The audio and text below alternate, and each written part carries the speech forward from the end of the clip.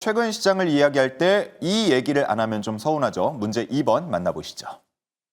네, 방금 이현웅 앵커님께서 살짝 또 예고를 해주셨는데요. 이번 주 우리가 가장 기다리고 있는 일정 한 가지가 있습니다. 어떤 내용일지 이번 문제 통해 함께 확인해 보시죠. 시험지 넘겨주시죠.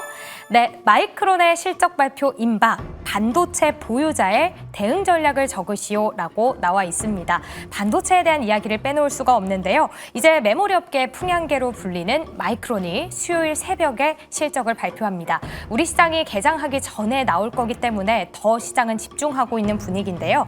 이전에 마이크론은 8월이었죠. 강력한 디램 가격 개선을 이유로 4분기 실적 가이던스를 한 차례 상향 조정한 바가 있습니다. 실제 월가에서도 이번에도 어닝 서프라이즈를 기록할 거다라고 이야기를 하면서 목표가를 올려잡고 있는 분위기인데요.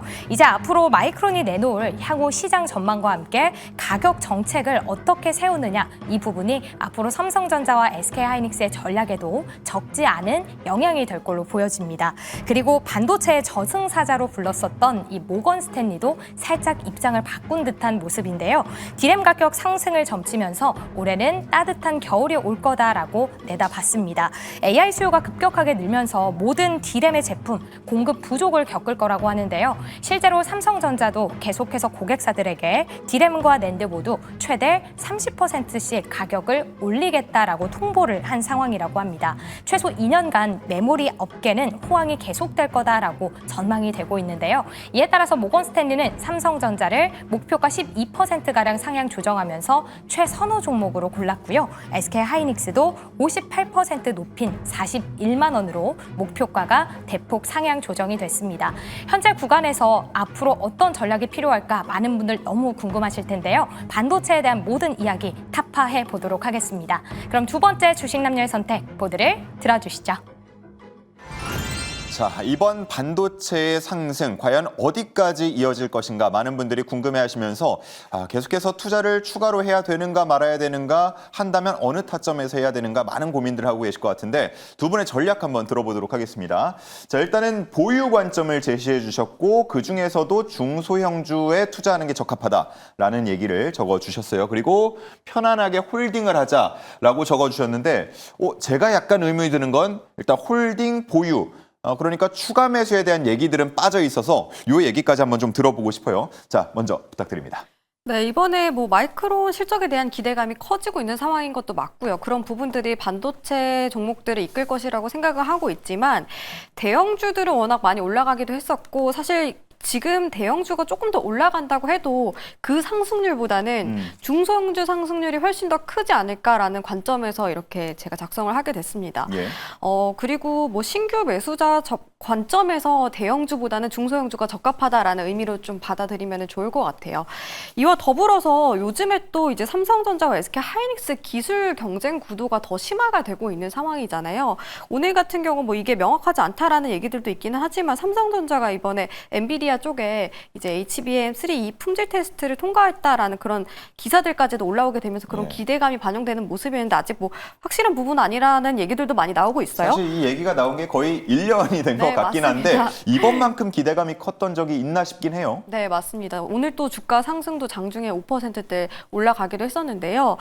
그런 만큼 삼성전자와 SK하이닉스가 경쟁이 더 심화가 됨에 따라서 저는 HBM 시장이 더 빠르게 성장을 할 거라고 생각을 하고 있거든요. 근데 지금 상황에서는 대형주가 상승률 자체가 다소 둔화될 가능성이 높다라고 저는 판단을 하고 있습니다. 수급적인 측면에서도 그렇고 또 연휴를 앞두고 있는 상황에서도 그렇고요. 그런 만큼 중소형주를 접근을 하는 게 더 먼저다라고 생각을 하고 있고요. 특히 HBM 쪽이 확산을 하게 되면 당연히 소부장주들이 직접적이게 수혜를 입을 수밖에 없는 상황이에요. 특히 HBM 같은 경우에는 기존의 디램보다 기술 장벽이 높은 데다가 적층 공정이라던가 웨이퍼 절단 이런 것들에 대해서 굉장히 기술력이 필요하기 때문에 그 기술을 보유하고 있는 기업들 위주로 수급이 많이 쏠릴 거라고 판단을 하고 있고요. 특히 저는 이제 최근 들어서 중소형주들하고 대형주의 상승률로 봤을 때 저는 이제 ISC라는 중형주 정도가 되는 그런 몸집이 적당한 종목을 좀 바라보고 있었거든요. 이번 이번 달 들어서 한 35% 정도 상승률을 보였는데 삼성전자는 한 20% 정도 상승을 했더라고요. 이렇듯 시가총액이 큰 종목들보다는 조금은 적은 종목들, 시장 분위기가 좋은 만큼 그런 종목들을 공략을 해서 우리는 좀 더 단기간에 수익을 쌓아 나가자 이런 관점에서 또 말씀을 드리고 싶고요. 그리고 소캠과 관련해서 지난주에 또 이슈가 있었잖아요.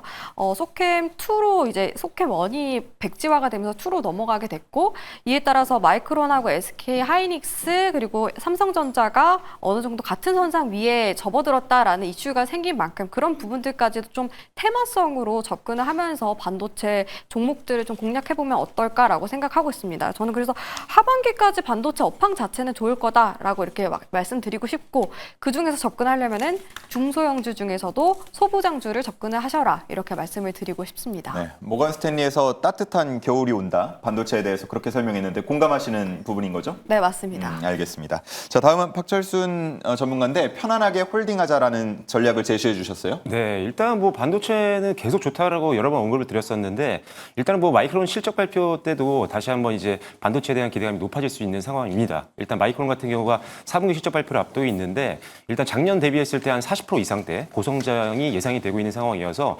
마이크론이 실적을 잘하게 되면은 보통 우리나라 반도체 기업들 대다수 양호한 흐름들을 보여주고 있기 때문에 일단 일정적으로도 기대할 수 있는 요소들이 분명히 있다라고 보시면 될 것 같고요.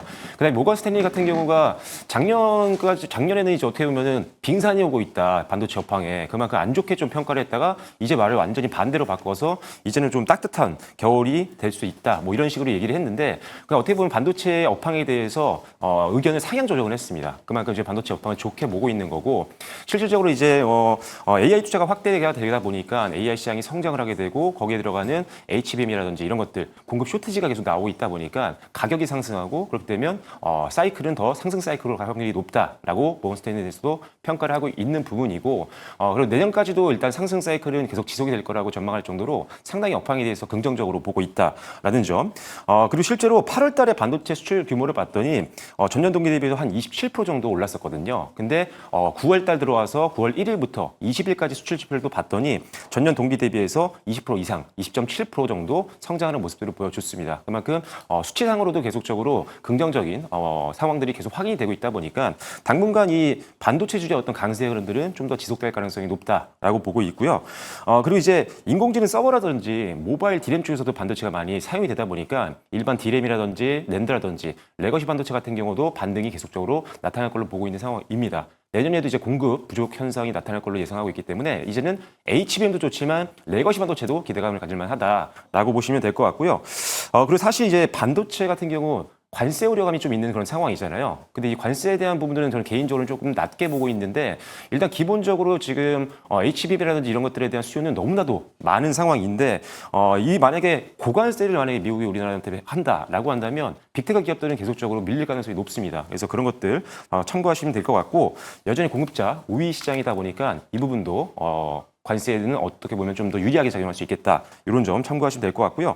실제로 외국인들도 관세를 크게 걱정 안 하고 오히려 반도체를 적극적으로 매수하는 걸 봤을 때는 관세보다는 어떻게 보면 반도체 업황의 성장에 대해서 더 베팅을 많이 하고 있다라는 판단이기 때문에 뭐 외국인들이 급격하게 빠져나가는 흐름들이 나타나지 않는다라고 한다면 뭐 대형주뿐만 아니라 반도체에 관련된 특히나 HBM 관련된 소부장 기업들은 계속적으로 볼 필요가 있겠다라고 말씀드리겠고요. 오늘은 아까 말씀드린 STI가 상대적으로 좀 저렴하니까요. 그런 종목들 PI 잘 보시고 선별하시면 좋을 것 같습니다. 네, 좋습니다.